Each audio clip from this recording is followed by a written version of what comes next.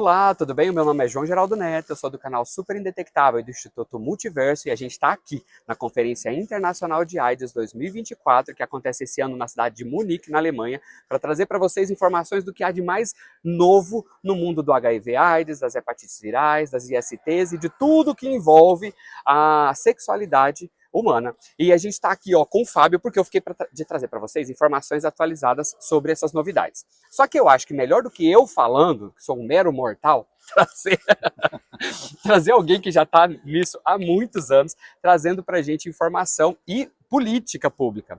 O Fábio, se você não se lembra, o Fábio Mesquita foi diretor do departamento de HIV/AIDS no Brasil.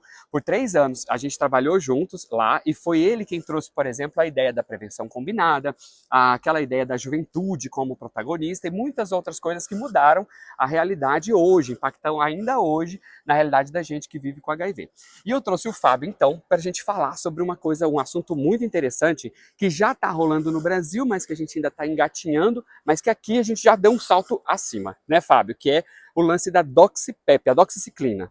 Eu vou, primeiro, a doxiciclina que a gente conhece, aquele antibiótico que a gente usa no Brasil em off-label ainda, né? Não está ainda indicado para todo mundo, mas em PEP como uma profilaxia pós-exposição. Primeiro, Fábio, explica aqui pra gente o que é a doxipep. O que é a doxiciclina? A doxiciclina é um antibiótico e é extremamente eficiente para o tratamento da sífilis, né? Ela não é a primeira linha no tratamento de sífilis, porque a primeira linha é penicilina, que é uma coisa injetável, mas por ser uma droga oral, ela é uma droga de seleção para essa situação específica, né? Nós sabemos, não só no Brasil, mas em vários lugares do mundo, a sífilis está bombando, está em tudo quanto é lugar e está espalhando de uma forma muito impressionante. Embora seja uma doença que tem tratamento há mais de 100 anos, a gente não conseguiu eliminar a sífilis. Ao contrário, a gente tem várias cidades no Brasil e alguns estados em que nós estamos tendo muito caso de gestante com sífilis, aborto durante a gestação, crianças que nascem com problemas congênitos, tudo relacionado a sífilis que está se espalhando em vários lugares. Então a gente aprendeu a fazer a prevenção do HIV depois de que tinha uma relação sexual que eventualmente pudesse ser da pessoa contrair o HIV, a gente aprendeu o mesmo raciocínio com a sífilis. Então a gente pode hoje fazer uma prevenção pós-exposição, que é a PEP, mas aqui na conferência a gente viu também trabalhos apresentando a PrEP da doxiciclina, né? A possibilidade de você usar a doxiprep, ou seja, a pessoa andar com a doxiciclina no bolso e talvez tomar antes do relacionamento sexual, e também a gente viu o efeito após o relacionamento sexual, e com isso as pessoas conseguem prevenir a sífilis de se espalhar mais do que ela está se espalhando, né? Realmente é uma questão que é uma interrogação, os serviços de saúde estão apanhando muito em como controlar a sífilis, e acho que essa é uma solução extremamente interessante.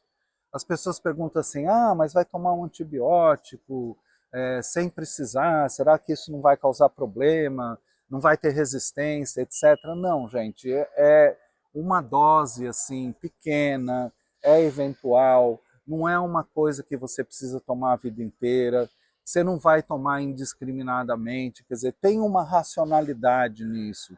Pode ter efeito colateral? Pode ter resistência? Pode, mas também pode ter efeito colateral e resistência com antirretroviral, né, com os medicamentos para o vírus. Então, é uma medida extremamente importante que nós temos que considerar como uma política pública, não só como iniciativas como o João aqui mencionou, né, e eu esqueci de começar agradecendo, né, tanto ao Super Indetectável quanto ao multiverso, mas principalmente ao João aqui, por essa oportunidade de estar conversando com vocês. Então, DoxiPrep, DoxiPep é uma alternativa que precisa progredir, inclusive como política pública.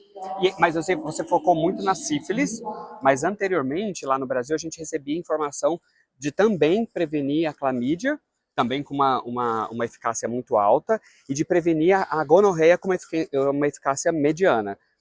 O que, na sua opinião, ou nos estudos que trouxeram, né, o que você percebeu desse uso da Doxipep nesse tipo de agravo também, a clamídia e na gonorreia? Sem dúvida, eu acho que são questões importantes, né? Também vários estudos foram apresentados nesse sentido, porque a gente está falando de mais de uma IST, mas eu pus um foco na sífilis por ser hoje a IST mais difícil de se controlar, hoje tanto no Brasil como em outros lugares do mundo. Então, por isso esse foco foi um pouco ressaltado, mas sim, também pode ser utilizado aí como, pelo menos o que eu vi, né, mais como profilaxia pós-exposição, para clamídia e também para gonorreia. Tá, esse uma proteção bem alta, né, Fábio, no caso para sífilis e para clamídia, né? São bem altas. Para gonorreia sempre foi difícil A tratar. gonorreia é uma doença difícil de tratar, que apresenta resistência, muita resistência, inclusive nos países do norte, né? Sim, e para vários tipos de antibiótico. Então, por isso, a eficiência não é tão grande, mas ainda assim ela pode ser utilizada e pode ser útil, né, em vários casos. Quais que são os principais problemas assim que o uso da Doxipep indiscriminado ele pode trazer? Porque é um antibiótico. O uso indiscriminado que eu digo é aquele uso da pessoa que não procura um profissional de saúde, porque todo medicamento deve ser prescrito, ele tem que ser orientado, né? Pelo menos orientado pela equipe de saúde. No caso de um uso sem compromisso com o cuidado, quais os problemas que isso pode trazer? Então, é por isso que eu digo que o ideal seria, no caso do Brasil, né, porque em outros lugares já tem, ser implementado como uma política pública, porque como uma política pública você teria a disponibilidade desse medicamento no Sistema Único de Saúde. Uhum. E se a gente fizer uma comparação com PrEP e PEP, né, PrEP e PEP hoje não necessariamente são prescritas por médicos, porque são medicamentos que são utilizados para prevenção. Né? E ela teria exatamente o mesmo tipo de tratamento, então você teria um acesso maior com outros profissionais de saúde, como farmacêutico, como enfermeiros, etc. E com isso a gente teria um espectro de cobertura muito maior e poderia controlar melhor a sífilis.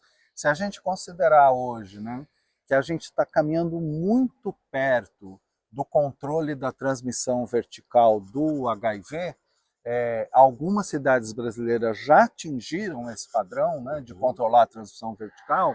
A gente está muito longe ainda de controlar a transmissão vertical de sífilis, mesmo em cidades que já conseguiram controlar a transmissão do HIV. Então, nós precisamos fazer mais, nós precisamos ser criativos, nós precisamos inovar, nós precisamos aproveitar o que a ciência está mostrando numa conferência desse porte, para poder avançar. E ela traz eu acho que a Doxipep e Doxiprep, ela vem um pouco desmontar aquele argumento que as pessoas, sempre que a gente falava da PrEP HIV e da PEP HIV, as pessoas falavam, poxa, mas a pessoa tem as outras ISTs. E Exatamente. aí a gente desmonta um pouco esse argumento, né? Porque assim, sim, existem as outras ISTs, mas agora as principais ISTs estariam sendo também cessadas ali, né?